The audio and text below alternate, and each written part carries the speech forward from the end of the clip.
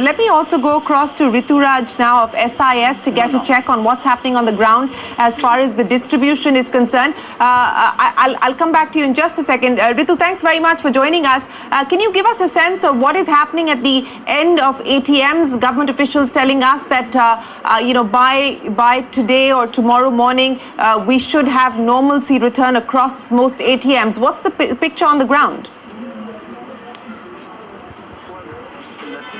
By saying that basis the amount of currency that was supplied for ATM loading yesterday and today, I do not believe that there is a cash supply issue here. I think there is a mismatch or an issue around availability of different denominations in different pockets. We are witnessing some challenges in specific states, AP and Telangana, parts of Gujarat, parts of Madhya Pradesh, parts of North Bihar especially, where there is a mismatch between the demand and supply of currency denominations, which the RBI has stepped in to address. And I think we are hoping that the cash supply will further improve in the coming days. So, Ritu, how long have you been facing this mismatch? You've pointed out that this mismatch is being seen in Andhra Pradesh, Telangana, Bihar and other areas as well. So, how long have you been facing this mismatch on the ground? Well, I don't think it's a... I don't think that this is the first time a mismatch is happening. The requirement of cash is very seasonal. It fluctuates day-to-day basis. The amount of cash that is required in the system in the first week of the month is very different from the amount of cash that is required in the same city in the last week of the same month.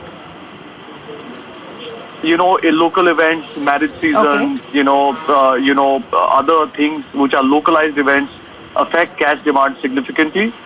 However, having stated that, one is also able to see a clear pattern where in the month of Jan, Feb and March, the number of ATM transactions per day have gone up by around 10 to 15% in most parts of the country. We have also seen that the amount of money withdrawn per ATM transaction has gone up around about 10% ballpark. So there is a boost in demand. The cash supply remains where it was, which has resulted in some demand-supply mismatch. I believe it's a matter of days before we overcome this crisis. So I don't see this to be a nationwide issue at all, and I don't see this to be a broad-based currency supply challenge. Okay, so you're saying that there is a boost in demand as well as... Yes, go ahead. If you just do a back testing, Shireen, thank you. If you just do a back testing of the demand around this time and the buffer stock we have currency, and also the cash to GDP ratio across the world, you see we are much better off today in terms of circulation in the system, cash circulation in the system than we ever were. But it's just back testing. Shireen, thank you. If you just do a back testing of the demand around this time and the buffer stock we have currency. Shireen, hi, this is Rituraj. Yes. I just want to quickly step in. I think what we are witnessing right now, Shireen, is a cash supply mismatch that is emanating from a currency velocity issue. A 200 rupee denomination currency note is not conducive for high velocity. The number of times it changes hands is substantially lower than a smaller denomination, 100, 200 or 500 would.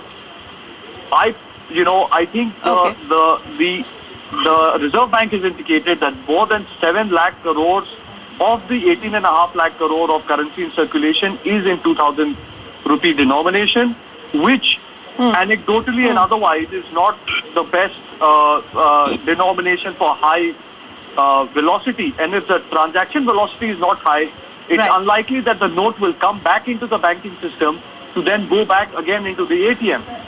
To introduce a larger volume of 200 rupee currency notes and 500 rupee currency notes, because that is the only long-term solution.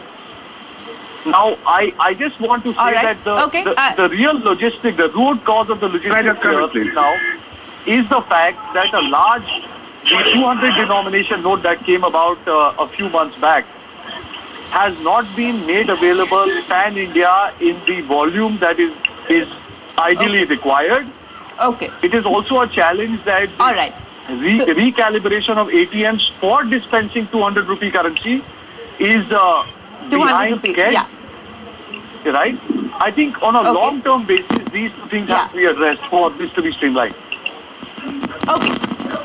Thanks for sharing that with us. And that was the point that DK Mittal was making as well, that there seems to be an issue even at the end of the 200 rupee note. And as Ritu Raj is pointing out, the recalibration of ATMs with the 200 rupee note running behind schedule. So that could have led to some issue, along with the fact that we're seeing this currency velocity problem that he alluded to. Gentlemen, I'm afraid we're completely out of time. Appreciate you joining us here on CNBC TV 18 to help make sense of what seems to be, according to the government, an unusual spike in demand, and what can be done to ensure that there is better supply and demand matching. Appreciate your time here on CNBC TV 18. We'll take a break. We'll be back with a lot more.